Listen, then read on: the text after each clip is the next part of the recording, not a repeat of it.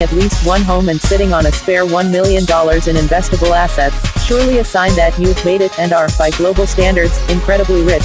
Apparently not. A recent survey of affluent U.S. investors by global financial services firm UBS found 70% of people meeting these criteria don't consider themselves wealthy. Only those with $5 million or more in assets thought they have enough set aside to feel secure about their future, while the majority of the rest feared a single setback could have a major effect on their lifestyle. So, if millionaires don't consider themselves wealthy, where does that leave the rest of us? If we're unlikely to feel rich, no matter how much we earn, is it really worth aspiring to get there at all? Getting off the treadmill. Decades of psychological research has already disproven the idea that money can buy long-term happiness, with one study even suggesting that lottery winners ended up no more satisfied with their lives after a big win. And the New York Times reported in February about a boom in bespoke therapy for billionaires suffering personal struggles. View image of credit, Getty Images. As people get wealthier, they are more satisfied to start, but at some stage there is no additional increase in satisfaction, explains Jolanda Jetten, a professor in social psychology at the University of Queensland in Australia and co-author of The Wealth Paradox.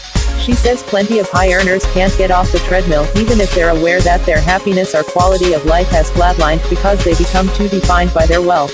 This, she explains, is because rich people, just as the less well-off, make upwards comparisons, rating their income, home, investments or possessions against those of even richer friends and colleagues, rather than the rest of the population. The more money you make, the more you also have a need for more money. It's like an addiction, she says. High earners can't get off the treadmill because they become too defined by their wealth.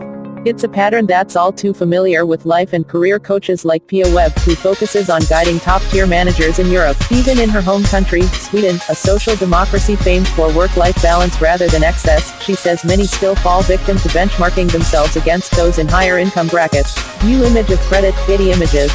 Nobody looks up to you because you work a lot in Sweden, but there is still a pressure to keep up with others, to show your wealth in other ways, like going on holidays with your family, having a boat, a summer house, she says. Webb asks her clients to reflect on the experiences or items they think they personally need to feel satisfied, rather than striving to keep earning more to match societal or peer group expectations. When it comes to wealth, many people think money is the key, but you don't need much if you can be happy living in the moment, she argues. Webb, who was much more focused on wealth before experiencing a burnout 10 years ago, now enjoys simple pleasures such as having a sauna, taking a walk in the forest or enjoying time with friends and relatives.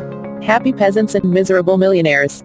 Jetten's research suggests people living in poverty are already accustomed to finding ways to boost their life satisfaction and well-being that go beyond money and material possessions. They are more likely to spend time with family and volunteer in the community, for instance. Well-being is related quite strongly to the extent to which there is social capital in a country or society and the extent to which people feel connected to others around them, she explains.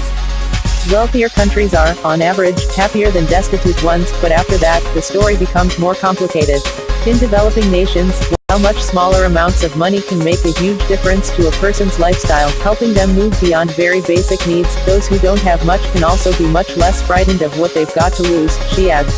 Carol Graham, professor in the School of Public Policy at the University of Maryland, has described the paradox as the happy peasant and miserable millionaire problem. Wealthier countries are, on average, happier than destitute ones, but after that, the story becomes more complicated, she wrote in a 2010 paper, with her research which suggesting people in Afghanistan enjoy a level of happiness on a par with